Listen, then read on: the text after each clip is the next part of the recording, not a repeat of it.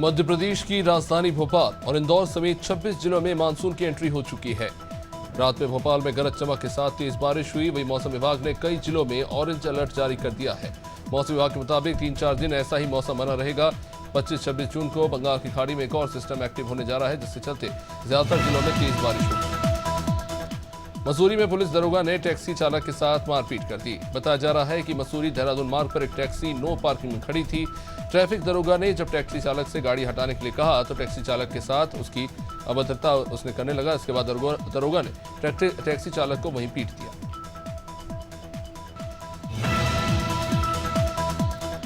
दमोह में पारिवारिक विवाद के चलते 3 लोगों की हत्या कर दी। मामला देहात थाना क्षेत्र के बांसा तारखेड़ा गांव का है।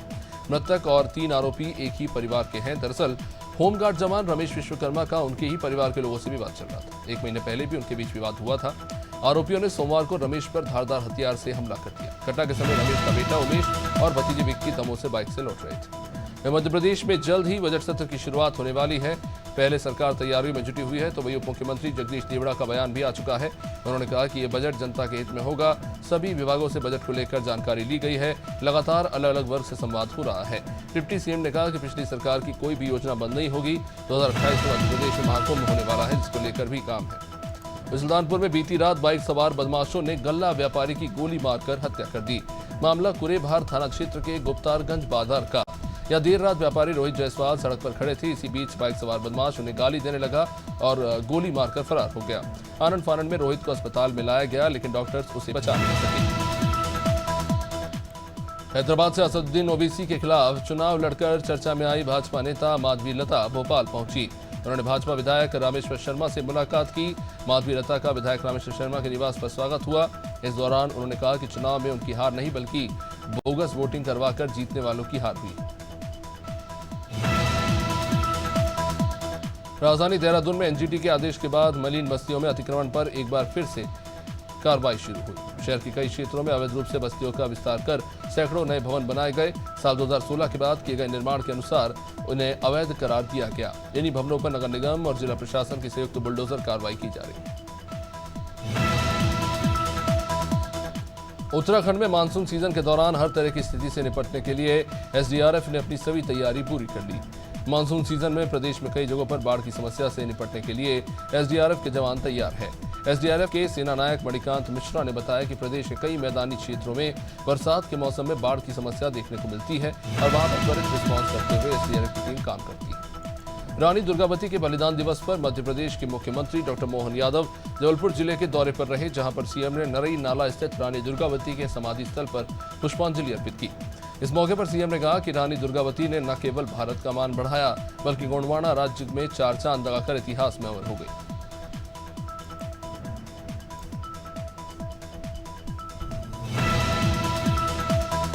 मिर्जापुर को प्रयागराज, भदोही और वाराणसी से जोड़ने वाला एकमात्र शास्त्री सेतु ब्रिज एक बार फिर से क्षतिग्रस्त हो गया। बताया जा रहा है कि देर रात ओवरलोडेड बालू रेत से भरा एक ट्रक सड़क छोड़कर पाथवे पर चढ़ गया था, जिसके चलते पाथवे टूटकर गंगा नदी में समा गया। वहीं पाथवे के टूटने से पैदल यात्रियों को भारी परेशानी हो रही है।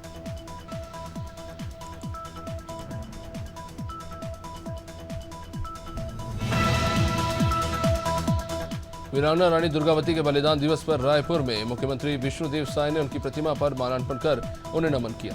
इस मौके पर कृषि मंत्री रामविचार नेताम और वन मंत्री केदार कश्यप भी मौजूद थे। इस दौरान मुख्यमंत्री साय ने कहा कि रानी दुर्गावती नारी शक्ति की प्रतीक थी और उन्होंने मुगलों का डटकर मुकाबला किया, सभी के लिए गौरव का विषय। महाराष्ट्र में बुल्ढाना जिले के सिंदखेड राजा शहर में भारतीय पुरातत्व सर्वेक्षण की ओर से कराई गई खुदाई के दौरान शेषशाही विष्णु की एक विशाल मूर्ति मिली। नागपुर क्षेत्र के अधीक्षण पुरातत्वविद अरुण मलिक ने बताया कि यह मूर्ति 2.25 मीटर की गहराई में मिली। जब विशेषज्ञों के एक दल ने लखूजी जादवराव की छतरी के संरक्षण कार्य के दौरान कुछ पत्थर दिखे और फिर खुदाई करने के बाद मंदिर की नींव तक पहुंचे। विकासगंज में चोरी के आरोप में बच्चों को तालिबानी सजा दी गई। मामला ढोलना थाना क्षेत्र के वाहिदपुर माफी गांव का। दबंगों ने चोरी का आरोप लगाकर इन बच्चों को बेरहमी से सजा दी। दोनों बच्चों के बाल काट दिए, मारपीट की, गांव में जुलूस निकाला। घटना का यह वीडियो अब काफी वायरल हो रहा है। यूबीआरओ और एआरओ पेपर लीक मामले में मध्य प्रदेश कांग्रेस के प्रदेश अध्यक्ष जीतू पटवारी का बयान आया। उन्होंने कहा कि आरओ और एआरओ पेपर लीक मामले में यूपी एसटीएफ ने भोपाल से 6 आरोपियों को गिरफ्तार किया है। बीजेपी के लिए मध्य प्रदेश घोटालों की प्रयोगशाला है और बीजेपी कार्यकर्ता एंटी नेशनल एक्टिविटी करते हैं।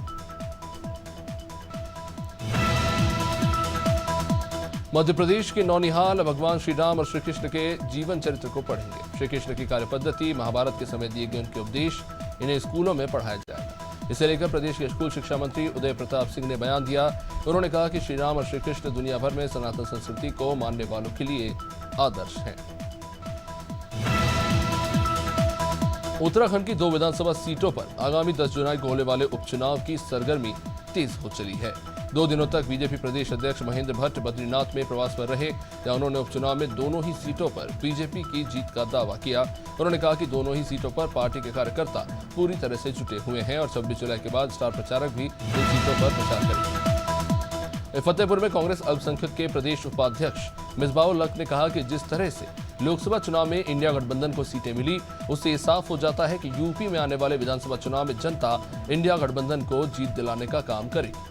साथ ही उन्होंने कहा कि सीएसडीएस और लोक नीति के पोस्ट पोल सर्वे से ये स्पष्ट हो जाता है कि इंडिया गठबंधन को मुसलमानों का एक मुश्त वोट है। लोकसभा चुनाव में पीडीए रणनीति की सफलता से उत्साहित सपा इसकी धार अब और तेज करने जा रही है। पार्टी की नजर अब 10 सीटों पर होने वाले विधानसभा उपचुनाव के साथ 2027 के होने वाले विधानसभा चुनाव पर भी है।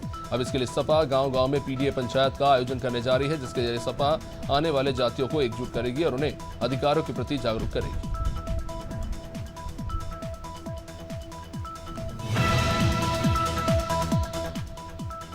हरियाणा के मुख्यमंत्री नायब सैनी अयोध्या दौरे पर रहे, जहां सीएम के साथ 19 विधायक और 13 मंत्री भी साथ चले। पूरी कैबिनेट के साथ उन्होंने रामलला के दर्शन किए।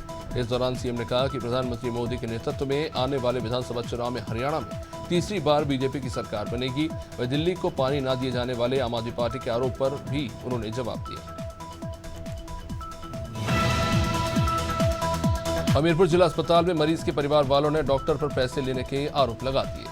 परिवार वालों का यह आरोप है कि डॉक्टर ने मरीज का इलाज करने के लिए 1350 रुपए की मांग की। परिवार ने बताया कि महिला के सिर पर मकान का छप्पर गिरा था, उसे आनंद फानंद में अस्पताल लाया गया, लेकिन डॉक्टर ए के सिंह ने महिला के सिर में टाके लगाने के लिए रुपए मांगे। जबलपुर का नेताजी सुभाष चंद्र बोस केंद्रीय जेल मादक पदार्थ तस्करी का एक अड्डा बन चुका है। जेल में तस्करी करने वाले कोई और नहीं बल्कि जेल कर्मचारी ही। दरअसल सुरक्षा बलों ने चेकिंग के दौरान 2 जेल प्रहरियों को पकड़ा। इनके पास से बाहर से लाया गया गांजा, तंबाकू और सिगरेट बरामद हुआ। मामले पर जेल अधीक्षक ने तुरंत कार्रवाई करते हुए एक प्रहरी को सस्पेंड कर दिया है। कटिबा में आकाशीय बिजली गिरने से सगे भाई बहन की मौत हो गई। पूरी घटना सीजना गांव की है। बताया जा रहा है कि भाई बहन खेत में काम कर रहे थे और इसी दौरान उन दोनों पर बिजली गिरी, इससे वो दोनों ही खेत में बेहोश हो गए। उन परिवार वालों ने अस्पताल तो लेकर पहुंचे, लेकिन उन्हें बचाया नहीं जा सका।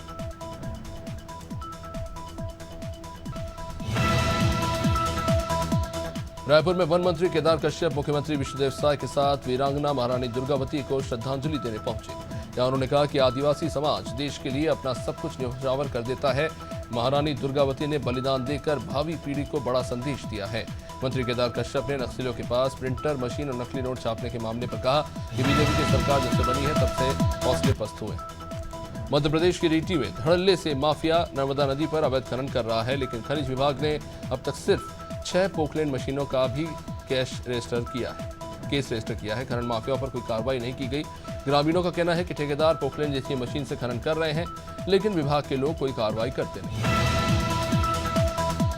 एमपी कांग्रेस बागी विधायकों के खिलाफ विधानसभा सत्र से पहले विधानसभा अध्यक्ष को कार्रवाई करने के लिए ज्ञापन सौंपेगी। इसी को लेकर विधायक रामनिवास रावत ने बड़ा बयान दिया। उन्होंने कांग्रेस पर पैसे लेकर टिकट देने का आरोप लगाया। साथ ही कांग्रेस छोड़ भाजपा शामिल होने को लेकर उन्होंने कहा कि कांग्रेस के फैसलों से नाराजगी थी।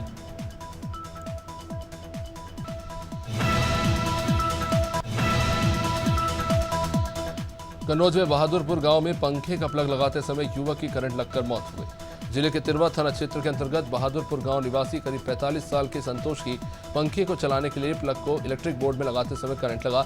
जब तक घर वाले कुछ समझ पाते वो बुरी तरह से झुलसकर जमीन पर जा गिरा। बाद में उसकी मौत हो गई। सहारनपुर कोतवाली तीतरो क्षेत्र के गांव खानपुर निवासी किसान ने जमीन की नपाई दूसरे लेखपाल से कराने की मांग की है। विनोद ने थाना दिवस पर नकुड़ तहसीलदार को प्रार्थना पत्र दी, जिसमें किसान ने हल्का लेखपाल से नाराजगी जाहिर करते हुए जमीन की पैमाइश दूसरे लेखपाल से कराने की मांग की है। तहसीलदार नुकोट द्वारा जांच दूसरे लेखपाल को सौंप दी गई है। जांच दूसरे लेखपाल करेंगे जो लैंड की सरकारी जमीन। नरसिंहपुर में सुभाष वार्ड के निवासियों के लिए पुलिया गले की फांस बन चुकी है। सिद्धि विनायक कॉलोनी के लिए रास्ता निकालने के लिए सिंगरी नदी पे पुलिया बनाई गई और नदी के बहाव को टेढ़ा किया गया, जिससे सुभाष वार्ड के निवासियों के घरों में ही अब बरसात का पानी भर रहा है। बड़ी संख्या में लोगों ने जाके कलेक्ट्रेट में जाकर शिकायत की है और पुलिया को तोड़ने की मांग की। हमीरपुर में दोस्तों के साथ कमाने गए युवक की मौत हो गई, जिसका शव बेंगलोर में रेलवे ट्रैक पर पड़ा मिला। मृतक के भाई ने दोस्तों पर ही हत्या का आरोप लगाया है और हत्या करके शव को पटरी पर फेंकने के आरोप लगाए। डेड बॉडी कस्बे में आने पर परिवार वालों ने जहां जाम कर दिया तो इस शव को स्टेट हाईवे पर रखकर जाम लगाने के कारण पूरी सड़क जाम हो गई। बाद में पुलिस ने आकर स्थिति को संभाला।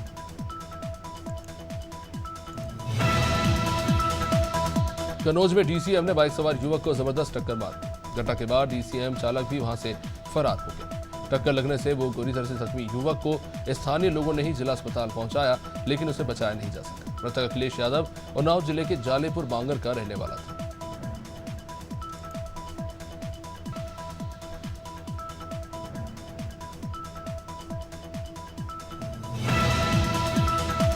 फतेहपुर में दिल दहला देने वाली एक हत्या की वारदात सामने आई। स्टूडियो में काम करने वाला बेटा किसी काम से स्टूडियो से कैमरा लेकर चला गया था।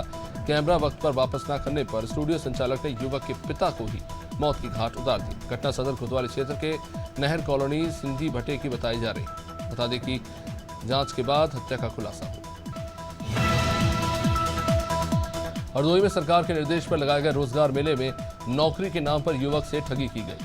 आरोपी ने नौकरी के नाम पर धोखाधड़ी कर उससे 30,000 रुपए वसूल लिए और पैसे मांगने पर युवक के पिता को एफआईआर की धमकी दी। बेटी की 90% आंख की रोशनी जाने के कारण इलाज में धन की कमी के चलते पिता अब दर दर भटकने को मजबूर है। बरेली में बारादरी थाना क्षेत्र में एक बार फिर फायरिंग की घटना सामने आई। यहां रविवार रात को दुर्गानगर मोड़ पर भतीजे ने अपनी बुआ को ही गोली मार दी तो महिला के जबड़े में जाकर लगी। मौके पर पहुंची पुलिस ने महिला को जिला अस्पताल पहुंचाया। महिला को गंभीर हालत में बाद में निजी अस्पताल में शिफ्ट करना पड़ा।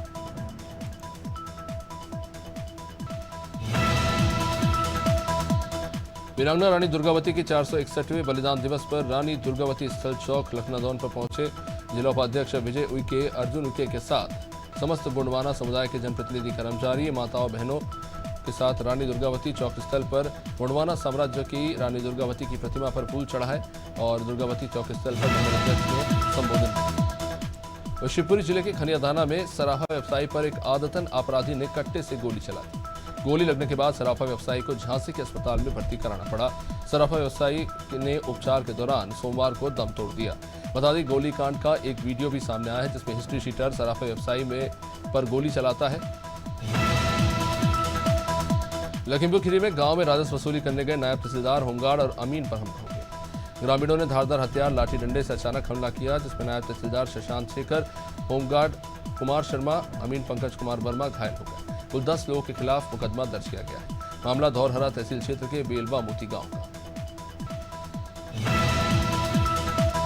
कन्नौज में दिन दहाड़े व्यापारी से 50,000 की लूट हुई। बदमाश पैसों से भरा थैला लूट कर फरार हो गए। बाइक सवार 3 बदमाशों ने वारदात को अंजाम दिया था। मौके पर मौजूद लोगों ने एक बदमाश को पकड़ लिया, जिसे पीटकर पुलिस के हवाले कर दिया गया। हालांकि 2 बदमाश इस बीच भागने में कामयाब हो गए। ये मामला तिरवा कोतवाली क्षेत्र के पटेल मार्केट का है। लक्सर में कर्मचारियों को निकालने को लेकर जन समुदाय में आक्रोश देखने को मिल रहा है। किसान यूनियन पटेल सहित राजनीतिक पार्टियों से जन समर्थन मिला। सभी कर्मचारी धरने पर बैठ गए। लक्सर में केवेंडिश टायर कंपनी ने करीब 2 दर्जन स्टाफ कर्मचारियों को बिना किसी नोटिस दी सभी नियमों का उल्लंघन करते हुए कंपनी से निकाल दिया। कर्मचारियों के साथ दुर्व्यवहार किया जा रहा है।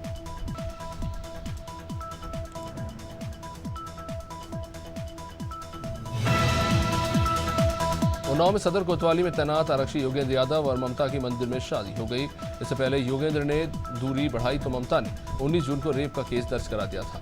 ममता ने अश्लील वीडियो और फोटो वायरल करने तक की धमकी जैसे गंभीर आरोप लगाए थे। वही मामले में फंसता देख सिपाही ने शादी को लेकर समझौता कर ही लिया।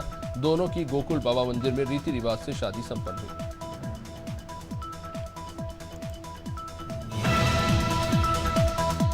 जावरा में सोशल मीडिया पर आपत्तिजनक पोस्ट डालने का ये मामला। जावरा में सोशल मीडिया पर आपत्तिजनक पोस्ट को लेकर काफी तनाव की स्थिति बन गई है। इस पोस्ट को लेकर मुस्लिम समुदाय के युवाओं में जबरदस्त नाराजगी देखने को मिल रही है। ये सभी युवा इस पोस्ट करने वाले के खिलाफ सख्त से सख्त कार्रवाई की मांग कर रहे हैं। पुलिस ने इस मामले में कार्रवाई करते हुए आरोपी हरीश गिरफ्तार किया। ग्वालियर चंबल अंचल के युवाओं में गुंडागर्दी का शौक इस कदर है कि बदमाशी और नशे में चूर होकर ये बिना किसी वजह राहगीरों के साथ सरेआम गुंडागर्दी करने पर उतर आते हैं। ताजा मामला ग्वालियर के फूलबाग इलाके का। नशे में चूर 2 बाइक सवार ने कई राहगीरों को अपनी गुंडागर्दी का निशाना बनाया। हालांकि बाद में इन बदमाशों की बाइक का बैलेंस बिगड़ा और दोनों गिर पड़े। इसके बाद लोगों ने इनकी जमकर बनाई। आगरा के शहीद नगर में सिलेंडर फटने से मकान में जबरदस्त आग लगी। सिलेंडर फटने की वजह से मकान में रह रहे लोग भी आग से झुलस गए। आग ने विकराल रूप ले लिया। आसपास के घर भी इसकी चपेट में आ गए। फायर ब्रिगेड और स्थानीय पुलिस आग बुझाने में जुटी रही।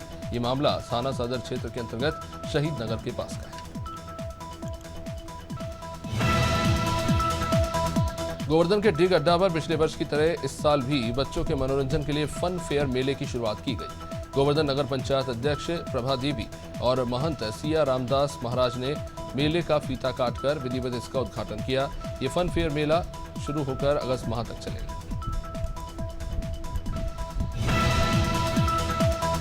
दस जून को रेलवे ट्रैक पर घायल मिली गुनगुन उर्फ नेहा रजक को होश आ चुका है और उसके बयान भी दर्ज हो चुके हैं। इन बयानों के आधार पर इस घटना के पीछे उसकी ही सहेली मुस्कान राजपूत जिम्मेदार निकली है। बयानों के आधार पर जानकारी सामने आने के बाद मुस्कान ने ही दरअसल गुनगुन पर पत्थर से हमला किया था और खुद सुसाइड नोट लिखकर गुनगुन के बैग में डाल दिया था। कोरबा में फरार आरोपी को बालको पुलिस ने पकड़ लिया। जानकारी के मुताबिक आरोपी युवक ने थर्ड जेंडर को शादी का झांसा देकर उसके साथ शारीरिक संबंध बनाए और उसके पैसे लूटकर भाग गया। मामले में पीड़ित ने थाने में इसकी शिकायत की थी, जिसके बाद से ही पुलिस लगातार आरोपी की तलाश में थी।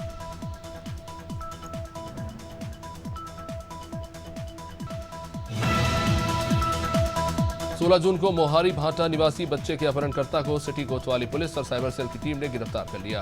अपहरणकर्ता नशे का आदी है, जिसने 11 साल के मासूम बच्चे को घुमाने फिराने का लालच देकर 2 साइकिल की चोरी करवाई थी। चोरी की साइकिल बेच अपहरणकर्ता ने 4 दिन नशे का शौक पूरा किया और उसके पोल खुल जाने के डर से बच्चे का अपहरण कर लिया। हमीरपुर जिले में भारतीय मजदूर संघ ने अपने सैकड़ों कार्यकर्ताओं के साथ मिलकर कलेक्ट्रेट में नारेबाजी करते हुए बढ़ते प्रदूषण के खिलाफ जिला अधिकारी कार्यालय में ज्ञापन सौंपा। वातावरण में तेजी से फैल रहे प्रदूषण की रोकथाम को लेकर जिला अधिकारी कार्यालय में ज्ञापन देकर पेड़ लगाने और उनकी सुरक्षा पर विशेष ध्यान देने की अपील की गई। प्रदर्शन के दौरान मजदूर संघ के पदाधिकारी सहित सैकड़ों कार्यकर्ता मौजूद रहे।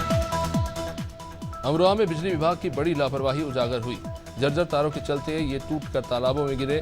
करंट की चपेट में आने से 10 भैंसों की मौत हो गई। तालाब में भैंसों के नहाते समय ही ये बिजली का तार टूटकर गिरा और करंट से झुलसकर मवेशियों की जान चली गई। वहां पर पहुंची पुलिस ने जेसीबी से तालाब से भैंसों के शवों को बाहर निकाला। निनोरी शेखपुरा थाना अंतर्गत पिपराड़ी गांव स्थित हाथी टेकरी में आकाशीय बिजली गिरने से मंदिर के पुजारी शिवदास झरिया की मौत हो गई। 55 साल के पुजारी शिवदास टेकरी में दरअसल पानी भर रहे थे। अब इसी दौरान तेज गड़गड़ाहट के साथ बिजली गिरी और पुजारी की मौके पर ही मौत हो गई।